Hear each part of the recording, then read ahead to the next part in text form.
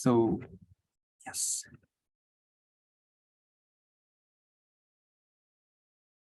So welcome everyone to the first talk in our summer Chilloquium, co-organized by Harvard and MIT Society of Physics students.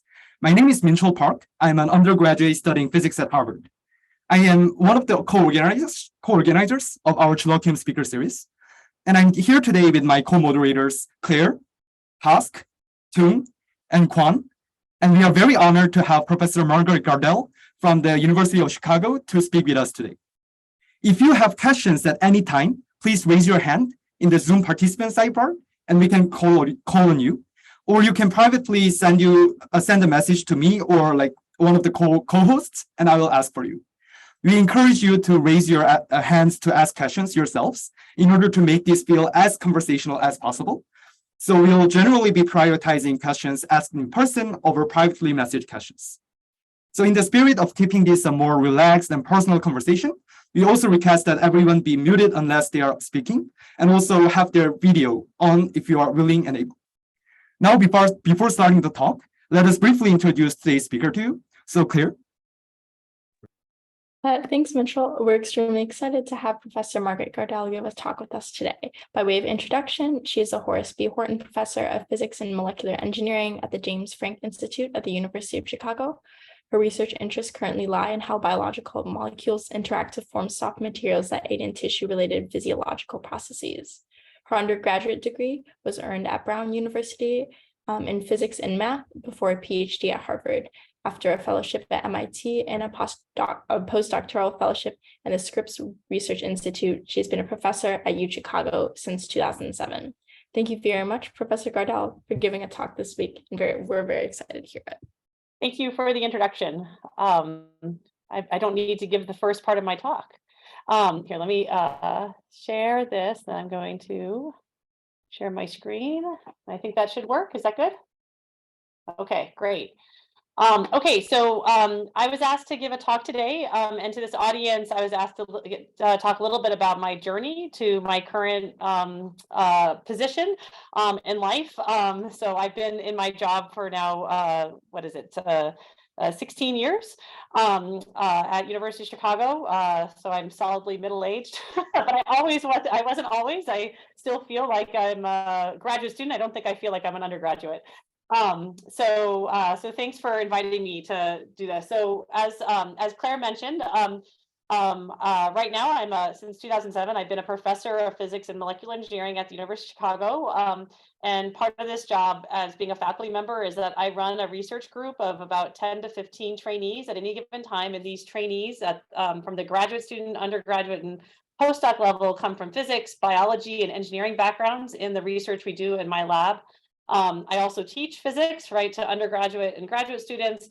And then another part of my job as a faculty member is to participate in maintaining our scholarly community in the physics department and molecular engineering at the University of Chicago.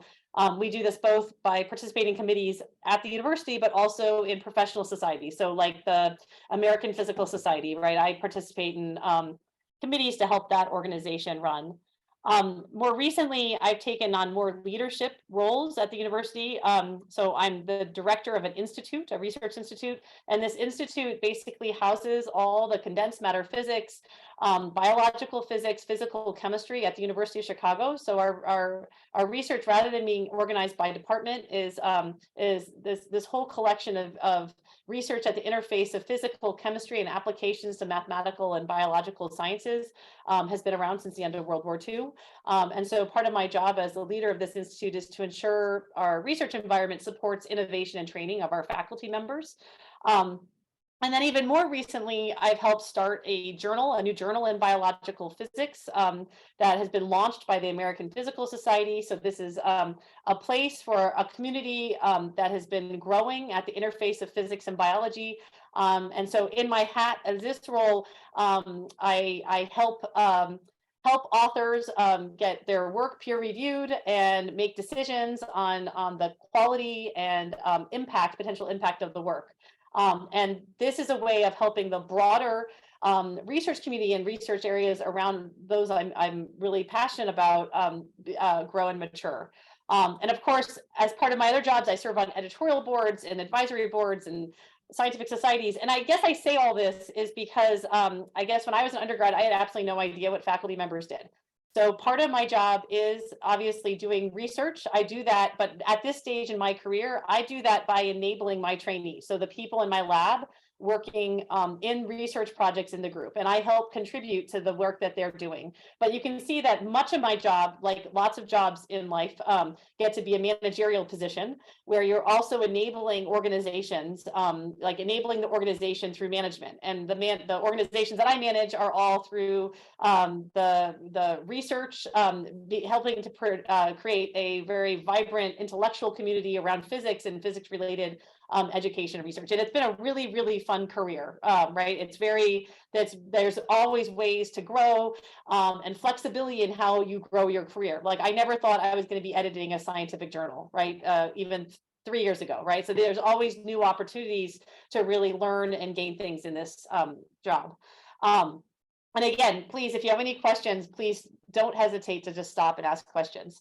And so the research that has driven my interests sort of can be captivated by these two movies. The first one is an octopus that is escaping from a 1-inch diameter hole. So the octopus is a very large organism, but it can squeeze itself, it can propel itself and deform its shape into this very small cavity and really extricate itself out of the box to release itself. Right, so the biological living matter is able to propel itself, it's able to generate forces and deform itself significantly, right? And if I think about this, a bowl of Jello or a rubber ball, if you apply the force to a Jello or a rubber ball, it might feel like similarly squishy and deformable. But that living stuff does stuff that a bowl of Jello can't do, okay? It can generate forces and propel itself. And then the other type of really awesome behavior exemplified again by a jellyfish is how fast the properties of these matter can change. So it's really highly adaptive. So this is a movie. Is it not going to play for you? Oh, no. Oh, here we go. Where a person, underwater sea diver, has come inside a camouflaged jellyfish. And you can see as soon as it gets close, the skin of the jellyfish, it gets startled and it loses its camouflage with the surrounding environment. So this is the startle response of the jellyfish. Now, just imagine if you had a piece of soft matter that could automatically just change color in response to a cue, right? We're very used to biology doing this, living systems doing this, but we don't know how to create this in the physical world. So I've been always interested in how do you create these properties that we see in living organisms, and how do we endow materials with these types of behaviors that we see in life? Okay, so words like active, machines, and adaptive are all things that come to mind, right? So my lab is the lab for living matter and mechanobiology. Our URL is like squishycell.uchicago. So we think of cells that are pretty squishy. And we study how living matter comes about from collections of biological molecules, their interactions and feedbacks that allow those biological molecules to build machines that then control the shape and the movement of cells and tissues. And we use many different approaches from this that I'll go into a little bit later in this talk. But as I mentioned earlier, my lab has biologists in it, it has physicists in it, and engineers. So people that are interested in using approaches from these different fields and with applications to those different fields, I really invite to participate. Now, of course, my life is not all science and work. I am also a mom and a wife. So me and my partner have 2 kids that keep us very busy. We have a 5-year-old and a 10-year-old and a dog that's like a 3rd kid.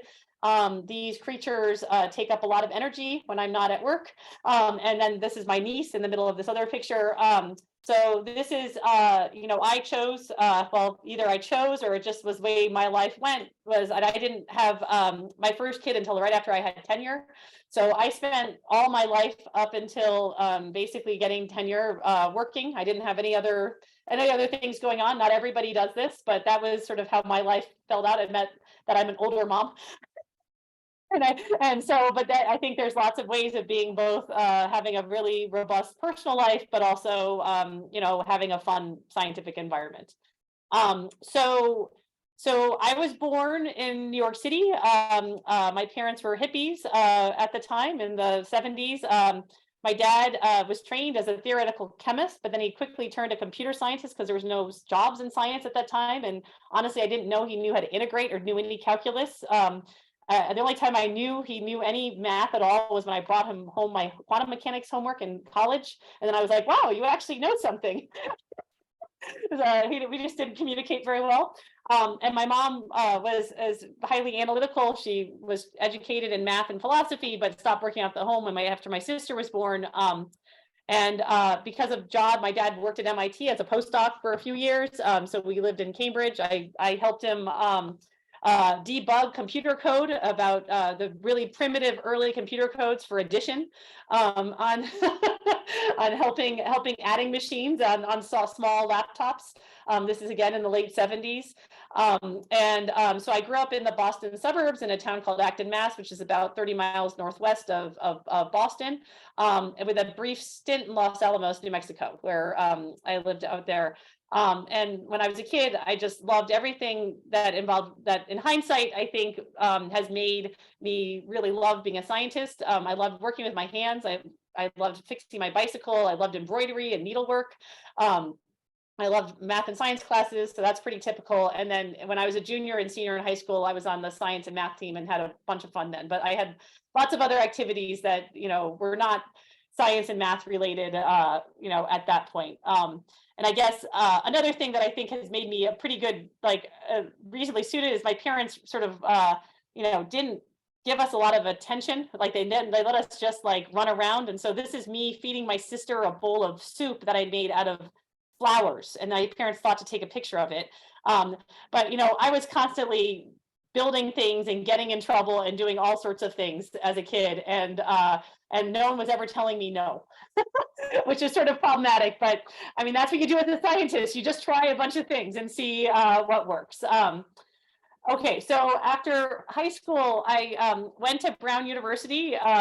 I will say it was not my first choice because my dream school had always been MIT since I was in middle school. I had this sort of plan to go to MIT, and I got in. It was too expensive at the time. The financial aid package wasn't going to work, and so Brown offered me a very good financial aid package. I was so dedicated to going to MIT, I was almost joined the Air Force to be able to the ROTC program at MIT to go. And my dad sort of convinced me not to do that. And then I started working in a research lab, a physics lab at Brown, my first year as a work study job. And I think that's one of the things that, at least my impression of MIT and to some extent Harvard, but certainly MIT, is that really undergraduates are encouraged to pursue research, right, as undergraduates from really the get-go, which oddly is not necessarily the case at UChicago as much. But I think that was really formative for me. And I had this wonderful advisor who really let me design my project. I worked on an experimental condensed matter project on ceramic magnetoresistant materials. So basically what I did as an undergrad was I took powders of calcium oxides and cupric oxides and mixed them together into different ratios, and then compacted them and then put them in a big furnace. And so they would become a hard ceramic, and then measured how their resistivity changed as a function of applied magnetic field. And so these were really highly magnetic. These are sort of the basis for, or they were hoping to be the basis for another type of memory storage, for permanent memory storage, but at the time. But what I really liked in my undergraduate project was that the fact that I, even as an undergraduate student, could really do all the different elements of the project. I liked being able to work with my hands to build the material. I built the apparatus. I don't know if any of you have worked with dewars. I was able to use liquid nitrogen to cool this material down to liquid nitrogen temperatures, and that terrified me at the time. I loved that I was able to build program code to analyze the data, right? And I just love the fact that I was able to have all these different facets of doing a project. And I think that's still one of my favorite things about doing research. As an art, I did one RU project at University of Washington in sort of a low energy accelerator project where we sort of fragmented buckyballs. And the highlight of this was that I actually used log paper and took accelerator data by hand. I like sat next to this linear accelerator and counted and saw a counter go up and made counts at different, and I hand changed the angle at which I was collecting fragments out of and put it down on recorded it by hand. I was working with a guy that seemed ancient at the time. I think he was probably in his mid 80s, he had never used a computer before. It was kind of amazing. But again, it was both of these advisors really helped me feel give me a huge sense of autonomy over the project I was given. And I loved the fact that I was able to sort of control the experiment. And you can see sort of at these early stages, I really liked working with materials, right? I really liked the idea of understanding materials. Processing, I think that one thing I didn't like about my undergraduate thesis is I was, and this is really myopic, is I was studying a material where I was changing the composition of one of the components by 6%. And I felt, and the whole field had been really well developed, and we were trying to do a measurement that was a prediction from a theorist. And I was like, why do we care so much about this 6% change in composition, right? And now, of course, there are certain things you have to care about, but I wanted to have a project where there were fewer theory predictions, where you as an experimentalist could sort of open up bigger and ask bigger questions. I wanted to figure out what would be a field defining. So that was something that I knew I didn't quite like about this area of research. I couldn't see myself getting obsessed with it over a long period of time, right? And at the time I thought that I had to find a research area that I'd be obsessed with for my whole career. And I'll just tell you, since you're undergraduates, I would not advise trying to do that. Find something that's going to excite you for 5 years, right? And then you move on, you keep thinking and iterating on it. And you always get better, you have opportunities to find something more, but it's going to be impossible to project into the future, more than 5 years, exactly what. But you can start to get better about where you think there are bigger gaps in fields, right? But it's hard to predict. So in college, I was completely burned out by my senior year. I wanted to not do anything. I don't know. I really didn't want to do anything. I had no idea what I wanted to do. And my mom begged me to, because she had never gotten a higher degree. So she begged me to apply to graduate school the fall of my senior year. I didn't really want to at this point, but I did it just because she told me to. And she just, because from her own experience, she felt like she would have liked to go to graduate school and she never did because her life got complicated. So I did. I applied to schools. I applied to 4 schools. I got into one, which was Harvard. So it's not so bad. And I decided to go. I'm like, how could it? I didn't really have any choice in the matter, right? So I decided to go, but I deferred for a year. Which was pretty uncommon at this time to defer, but for me it was exactly the right choice to make. So, and for that year, after I graduated, I was a part-time crew coach. I was actually a collegiate athlete, so we were national champions on the rowing team. And so I actually had aspirations of going to the Olympics. That didn't last very long. And so that lasted for the summer. And then I was a part-time crew coach. And then I worked in a geophysics lab modeling fluid dynamics of the cooling of the moon. So that I liked, but I missed my experimental component of the lab. So I liked the fluid dynamics, but I didn't like doing everything computationally. And then so then I received this fellowship that's no longer in existence, but it was really a formative fellowship. It paid for 5 years of graduate school, for my stipend. It was from Bell Labs, which is now defunct. But it also provided a summer internship at this great research organization that was one of the last sort of industrial research labs at the time. And I mean, I got paid an insane amount of money for myself. I think it was $15,000, which felt like so much money for 2.5 months. It was the same amount that I got paid the entire previous year. And so I felt like I finally realized that you could actually have a career out of doing research, which was the first time I sort of understood that was a possibility. I worked with a great mentor on understanding dielectric materials. So I was back to, we didn't synthesize these materials, but I built a device to measure the dielectric constant of these materials that we received. These are nice crystalline cupric oxides again, and then built the device that we put in a cryostat. This cryostat was even more exciting because we had to cool it down to liquid helium temperatures. So the fear of things warming up and blowing up in my face were even more dramatic. And really what happened at Bell Labs is Bell Labs was defined by really being sort of field colliding. So there was a lot of people there that were working between areas of material science and physics, chemistry, and even some biology. And there was just a huge community of people working at the interfaces between these fields. So I met a few people that some of you might know, but maybe not. Cherry Murray, who was at Harvard for some time, she was the Dean of Engineering. I don't know if she's there anymore. Alice Weitz, who's at BU. So these were people that introduced me to the idea that there was a field of research that lie of materials between physics and chemistry, and this is soft condensed matter. So materials that are made out of molecules and macromolecules that make the materials squishy, right? So you can actually apply forces like and have them deform. And then I started learning about Joanna Eisensberg's work, who's now a faculty member at Harvard. She had been doing really beautiful stuff on biomineralization at the time that was just stunning. And then I was recommended to me 3 people that I should look at Harvard, whose labs I just all explored. That was George Whitesides, Charlie Lieber, and Dave Waits. And Dave was a really good fit for me. So I joined his lab. So Dave now has a lab. I don't even know. I've heard rumors that it's like 70 people. It's like a huge number.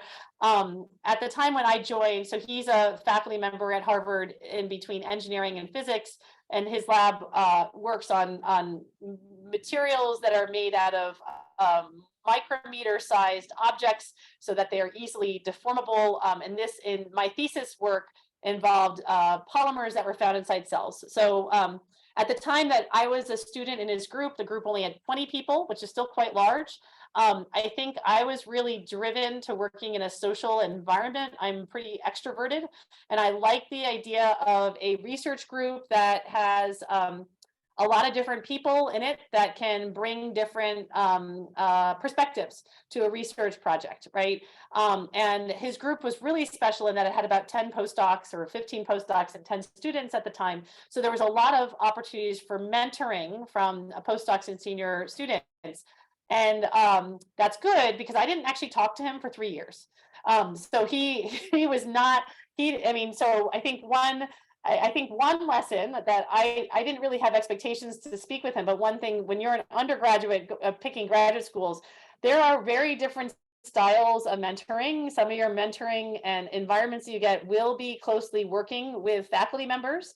Some of the mentoring you receive would be coming from postdocs and graduate students. And when you're finding out the type of group or the type of research institution that you're going to, you should pay attention to how present the research advisors are, ask other students how often they talk to their advisor, how do they get feedback on their project? Because I think I've seen students that are quite surprised at sometimes what type of mentoring occurs. I felt like very well mentored because I got great mentoring from graduate students and postdocs, but I know other people who've entered his lab who did not feel that way because they were sort of expecting it all to come from the PI. All right.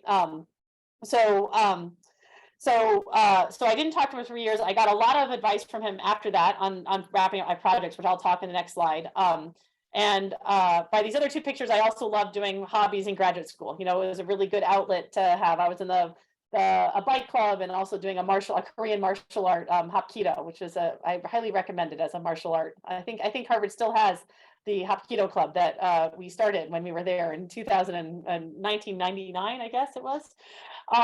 So my graduate work was in understanding how the mechanical properties or the Young's modulus of materials that are constructed out of biopolymers. I don't have it on this slide, but Most polymers that you make materials out of are like chain link rope. They have very little mechanical rigidity to them. Biopolymers, because they have the more macromolecular interfaces, are more like uncooked spaghetti. They're more rigid.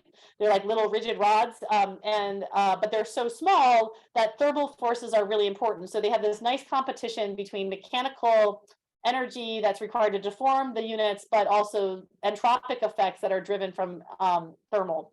So my thesis project was involving taking a protein that's found in cell that's called actin. So that's why I made the joke from actin to actin. And this is a biopolymer network, and then building tools to be able to measure how these networks deformed when you applied a shear force to them. So you apply a shear stress or strain to one side, you measure what the force is on the other side. And so we did this. We had to get very good purified biochemical components and measure the response. One of the really cool things we had found and others had found was there's a spring constant. So that's basically how much this material resists extension, is linear, meaning it doesn't change. The spring constant doesn't change for a while. But then above a critical stress, this applied pre-stress, the spring constant increases. So this is called a property called strain stiffening. So the material is actually getting stiffer before it breaks, which is very different than, say, a rubber band. A rubber band has the same spring constant. You can extend it as far as you want. The spring constant is not changing until the whole material yields. So these materials have a nonlinear stiffening to them that we were trying to understand. I would say the sort of a singular moment in graduate school where I really fell in love with research was being able to work with our theory collaborator. He, of course, because he's a theorist, was driving across the country on a motorcycle, and I was stuck in a very dark room on Oxford Street. But we were talking back and forth, and I had all this data that you see on this plot of these stiffness increasing as a function of applied stress. And he had these theory curves that then started to overlay on the experimental data. And it was like this moment of like sitting in a room and like, wow, we're the only two in the whole world that know that this is a result. And maybe we're the only two that cared, but it didn't matter, right? Like it was super fun, right? Like it was super fun to have that moment where we had we'd been working on something for a long time and we had this idea. And so that was super fun. And that moment happened about, I would say, probably the beginning of my 4th year of grad school. Before that, I still had no ambitions about what I was going to do afterwards. But at that moment, I was totally hooked, and I became totally obsessed with like all these other projects going on, and I wanted to get those wrapped up. And like, I really loved doing research, right, at that point. So it really, again, it was one of these things where I didn't know. I liked it, but I didn't really feel obsessed. And I think I until this point, I did spend time thinking about what types of projects I like and what types of environments I liked. And so it led me to a place where I was permissive to that, but it wasn't like it was all planned out at the beginning. I see some stuff in the chat. Is there, oh, the fellowship, the graduate fellowship? The graduate fellowship, so I have a comment about graduate fellowships in the next slide. Why don't I hold that comment, because it will be good in just a second. Okay, so that got me through graduate school. Was fantastic. Like I was on a roll. I was doing really well. I mean, I was nailing all these different topics in this area. And then you think about, because what happens when you go from graduate school is like, you don't really know. I mean, some of you might be lucky in undergrad to have a really clear idea of things that really drive you. But most people, when they go from undergraduate to graduate school is the first time they really get a sense of what like doing the full scope of a research project's like over a period of time. And so it's like it's sort of like the first, it's like you can't choose your parents, right? You get in, you do the best. I mean, you have slightly better than choosing your parents, because like you actually have some say in the matter, but there's a lot of chance in this. But then you have to do that again as a postdoc. Then you have to think about like, what is it that you would like to do next? And that's a really scary transition, because, I've only done it once. How am I going to do it again? And I guess something that was starting to bother me is that every single paper that we wrote started with this sentence, which was actin is a ubiquitous protein that plays a critical role in all cells. It's a major constituent of the cytoskeleton. That's the scaffolding within cells that's essential for all these mechanical components in cell responses, including how they move, mechanoprotection, and cell division. And the mechanical properties or the elasticity of these networks are involved in determining how forces are generated, transmission in living cells. So we would write these two sentences, and I really had no feeling that we were getting any closer to answering this big question that we were using as, so it was really bothering me. And so then I was like, okay, how can we actually measure mechanical properties or force transmission? This question of force generation and transmission in cells. Like, how do we get there? And my little studies of taking proteins outside of a cell and squishing them around is not going to get us any further. I mean, it does, but I was getting increasingly frustrated with that. So here we go. So at the end of grad school, I had to make a choice of what to do. And the advice I got for postdocs then was you're supposed to sort of do this in a, in sort of a logical way where you look at different opportunities and I don't know, you find a research area that makes a lot of sense. I didn't have any clue what I wanted to do again. And the advice I got was to apply for a fellowship and then go there. Now, that's very different than the undergraduate fellowships. There are very few undergraduate fellowships, say like the NSF fellowships, that would tie you to a certain institution. I guess some institutions will give you a fellowship, but that are not transferable. And my general advice here we go.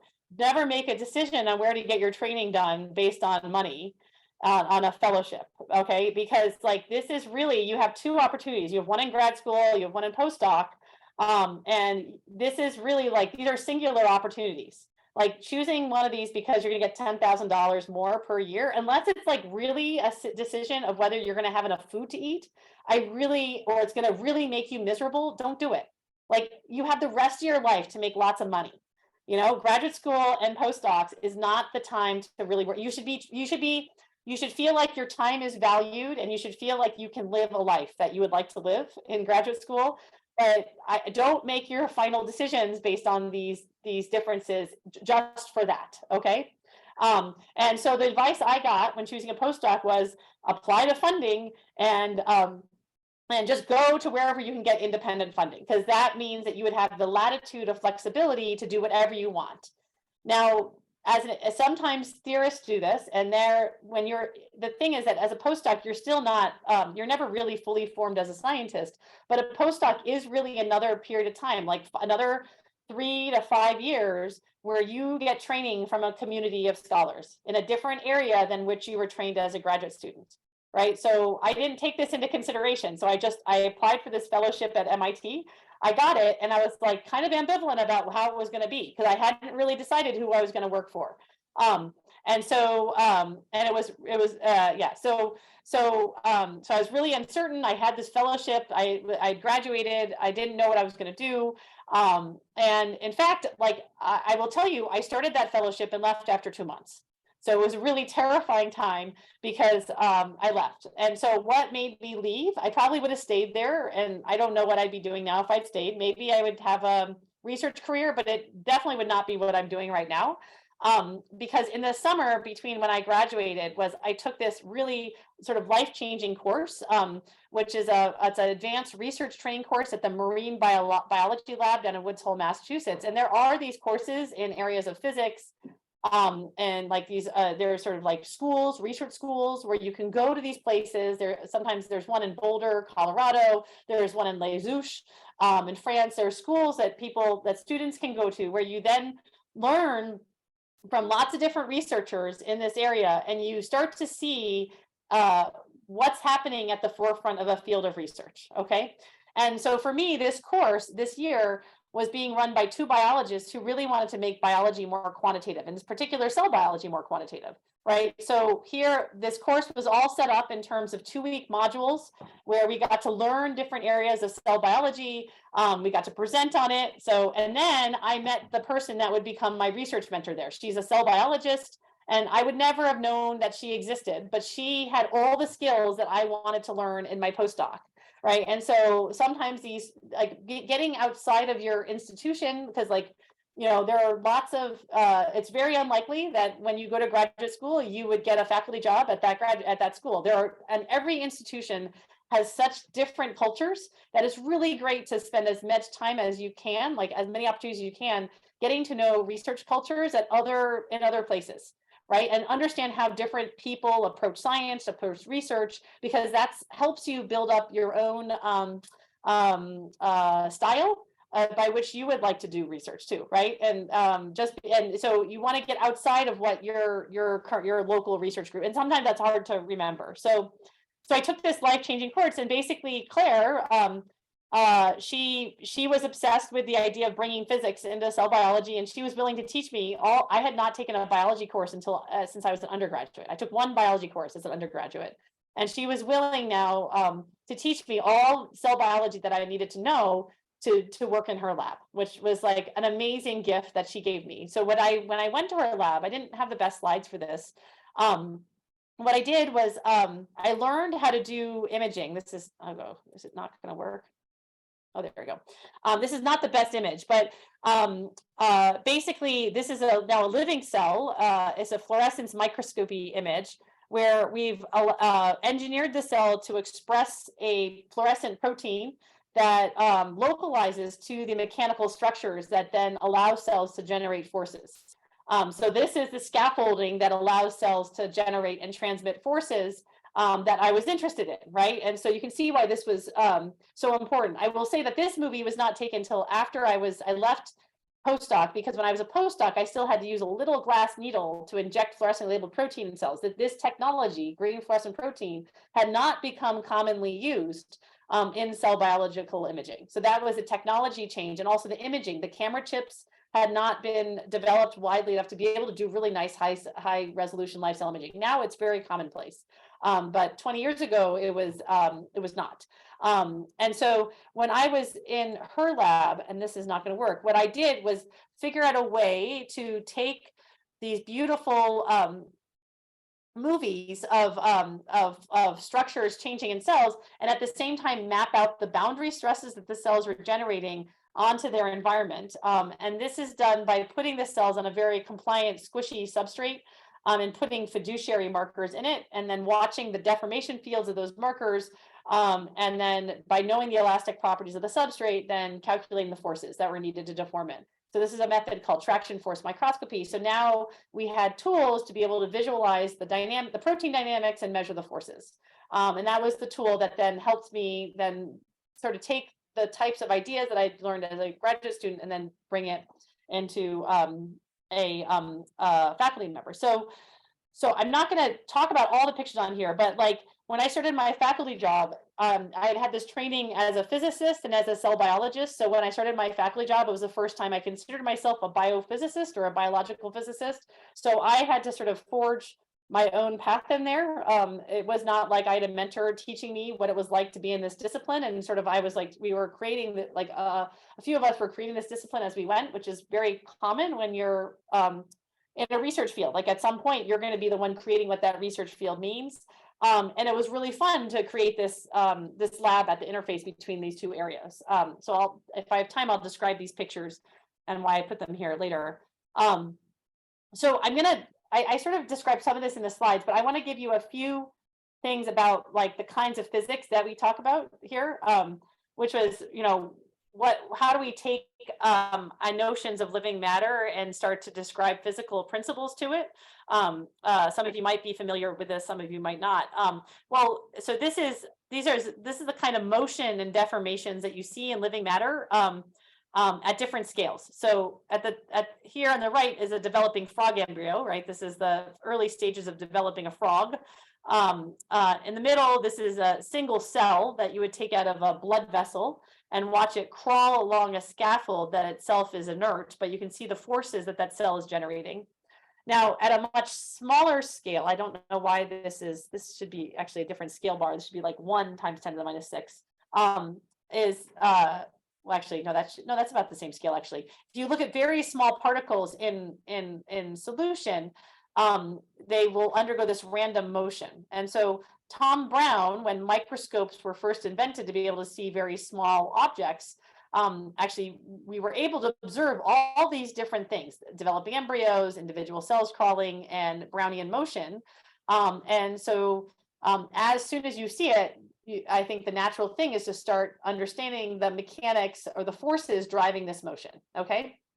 So there was lots of people drawing these objects and trying to understand shape changes. I'll explain that on the next slide. But Brownian motion, which of course won Einstein one of his Nobel Prizes, is just this motion of pollen grains. And so it was first thought that this motion was really a life force, a new kind of force that was ascribed to living matter. But we now know that that random motion is just from random kicks of thermal noise at that scale, right? So when we think of the mechanics and movement of macromolecular machines, this type of Brownian motion and thermal effects are very important when we think about it, right? Lots of thermal motion is really controlling a lot of the movements that we see. When we get up to the cell scale, now these are all machines that are built up that are controlled by thermal forces, but they're now machines that are allowing the motions to be a little bit smoother. Okay. So at this larger scale, there's this wonderful book published in the early 20th century from Sir Darcy Thompson, who was one of these biologists who started drawing all the shapes that he saw in embryos and cells, and sort of thinking about how these shapes might arise. And so one thing you notice if you look at packings of cells is that the shapes they take on are very similar to that of compressed soap bubbles. Right. So just thinking of bubbles with a surface tension and a compressibility, and actually that type of mechanics is still one of the types of models that is used when we think about the control of cell shape and motion in multicellular tissue. Right. So these ideas of understanding how to control the mechanics of living tissue has been of interest, for well over a century. I'm going to skip this slide and then and I will say that the thing that really made it difficult to make any progress in this area was that we had no idea what was going on sort of under the hood at all, right? We had no idea. There's a sort of a failed analogy here because, well, let me get to this first, is that, we didn't have any idea of the structures in there. So for instance, people thought muscle contraction was just a phase transition of a polymer. We couldn't really get anywhere making predictive models because we had no idea of what the molecular mechanisms at all. So the last 100 years of biology has really been identifying what the constituents are, the molecular constituents of living machines are, and being able to control these with ever increasing precision, right? So we can control the composition of these molecules, we can control their function, their structure function. Now we have tools that predicts protein structure from an amino acid sequence, right? So AlphaFold, right? There's been leaps and bounds known to understand our structure of biomolecules.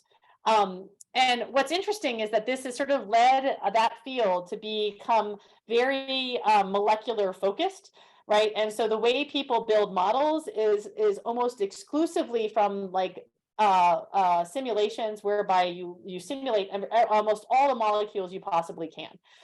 And so this is very dissimilar to the way we're used to thinking about in physics, where we sort of extract out sort of key order parameters of the system. And I would say we just don't know what those order parameters are in living matter. And so there has to be some feedback. And I'll just give you an example. It's we're basically at the stage where we're at the 1600s of hard condensed matter, of normal metals, of other kinds of physical matter, right? Whereby people were developing control over physical materials, isolating out pure elements, and understanding the behavior of Hooke's law, and understanding the fundamentals of elasticity. And then, but all those ideas of sort of the origins of viscosity and elasticity that we built for physical materials were done even before we had any notion of an atomic theory. Whereas in biology, we have sort of the atomic theory, we had the molecular composition before we have the order parameters. So I think what it's really interesting for those of us interested in mechanics of these types of living materials is trying to now go back and understand what the order parameters are that we should be using to describe these living materials that give them these unusual properties like adaptation and activity.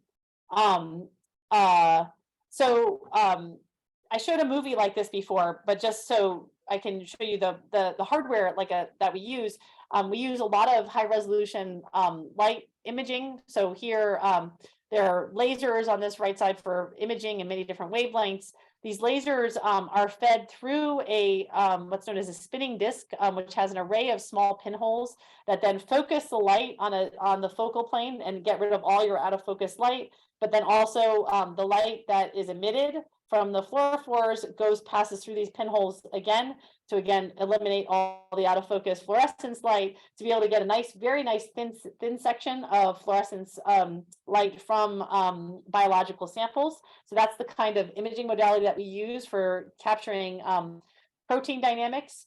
And so we stick our cells and our other specimens on here to be able to visualize dynamics. And so in my lab, what we do is we take these machines that are mostly focused. So these are 3 different kinds of machines, machines that sort of generate pushing, protrusive forces, machines that generate contractile forces, and machines that generate adhesive interactions between cells. And we think about these different machines and then try to understand how they work. So we design experiments that allow us to understand the regulation of how frictional interfaces between cells or cells in their environment are regulated to allow cells to move. We try to understand how contractile forces are regulated inside cells to allow forces that are generated from a single enzyme to be transmitted through the cytoskeleton to be able to generate forces at that scale. This is the same thing again. So, and the kinds of tools that we have now allow us to design experiments where we're thinking about both how forces are generated and transmitted, but also to be able to get that adaptation behavior of having cells that can change their mechanics over time. You need, the materials themselves need distributed force sensors as well, so that they can sense mechanical stresses throughout their bulk to change their behavior. And this coupling between force sensing and force generation is really what allows you to build machines that allow biological materials to function. So in my group, we use 2 different approaches. We either take machines that we build out of a small number of components. So this is like it's a little liquid droplet of actin filaments, and we've put myosin motors in there. And you can see the motors. If I go to the beginning of this, what's really cool is the motors know how to go to the center of this droplet, and then they cluster together and they actually pinch off this droplet. So this is like a process that's sort of akin to symmetric cell division. And we think we have some understanding of the mechanics of how this is working. On the right is a machine as a way that we've used to harness light to apply forces inside cells. And so every time you see this little box right here, you should see its pinching behavior. This allows us to apply local forces within a multicellular tissue to be able to see the response. So that allows us to tease out when materials are adaptive and when they're not. So those are the 2 types of strategies we use. We either build materials, adaptive materials from simple components, or we get control over them by using different techniques. I will say that at this stage of my career, my biggest joy comes from training my group. So my lab members, I'm really proud of what my current and my past trainees have done. Many of these have gone on to faculty positions. It's one of the most fun things that, it's really fun to watch people grow as scientists. But also, like you can see from my large list of collaborators, I love working with different people. And some of these people I've collaborated with, for 20 years.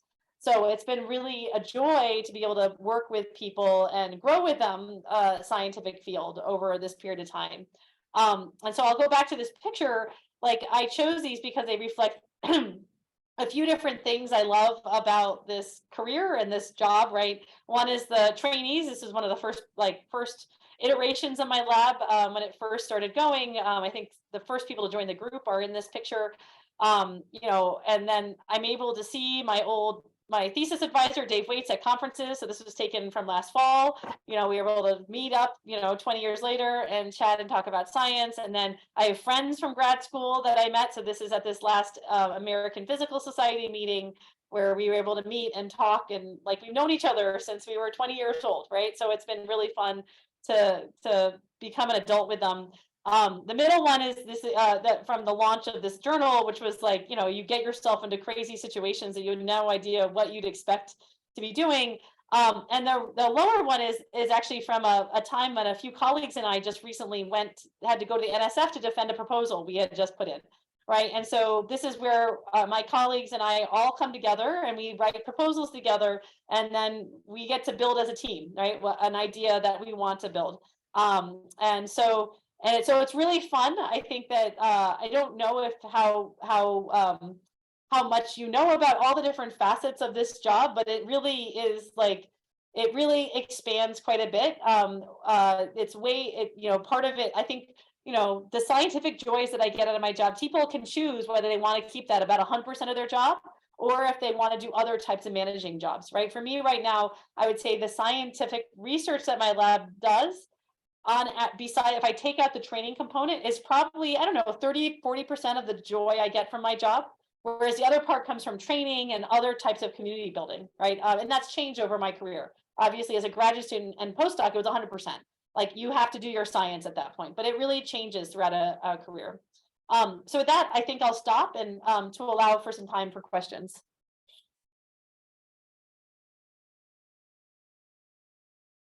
Oh, so thank you so much, Professor Gardel, for the amazing talk. And now we are moving on to the Q&A session between the speaker and the audience. So as I explained in the beginning of today's event, please raise your hand in the Zoom participant sidebar and we will call on you, or you can privately send a message to me and I'll ask for you. And also, in order to make Chilloquium feels as conversational as we can, we would like to generally prioritize the ones who raise their hands first. Yep. So let's see. Yes. So Carl, please ask your question.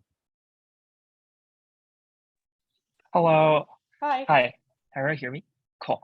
Thank you so much, Professor Gardel, for giving such an amazing speech, and also your walk through the journey of as a researcher. I'm also going through the existentialism crisis of like, don't know what I want to do. I don't know what I'm research on.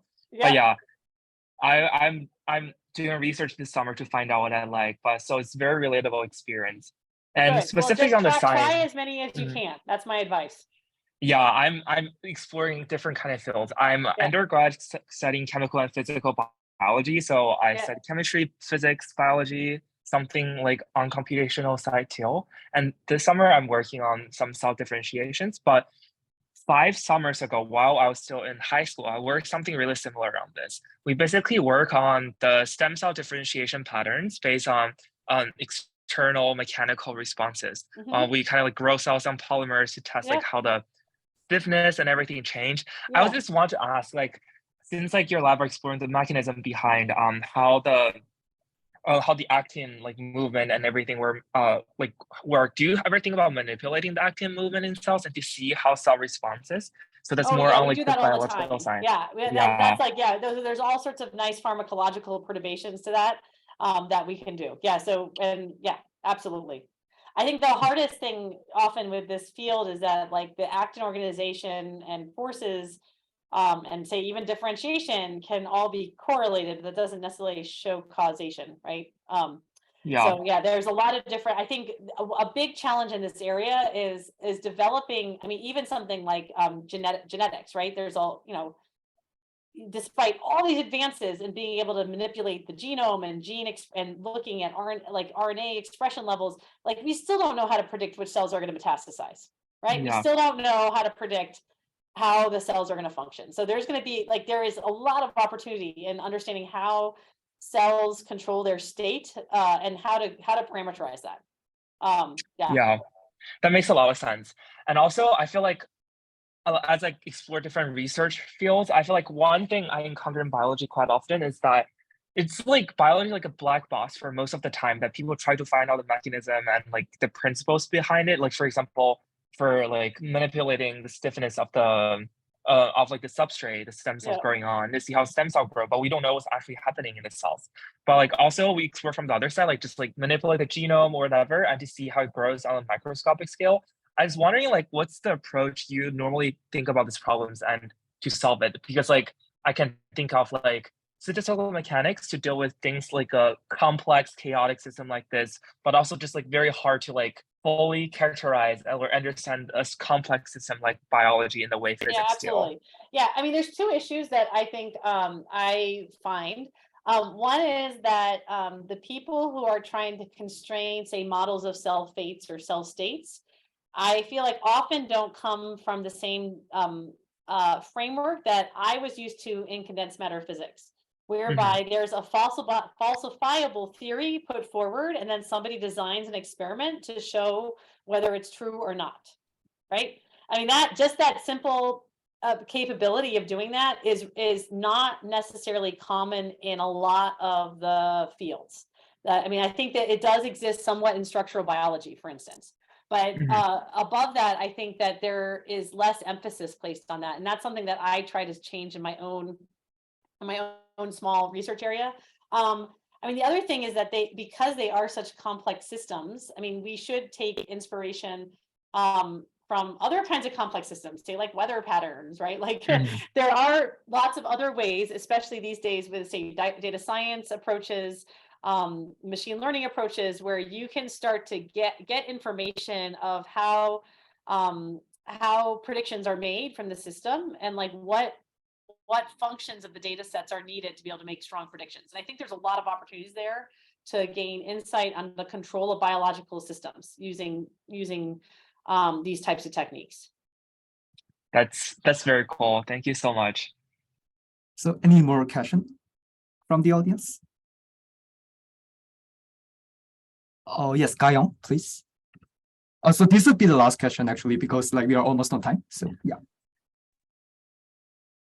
Thank you for your lecture. I really enjoyed it. I'm actually interested in biophysics. And I'm gonna enter my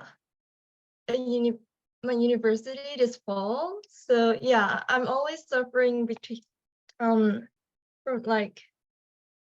suffering to figure out whether I should get into study biology and physics and get intuitions on doing research between boundaries between those disciplines, or I should study physics deep and then maybe later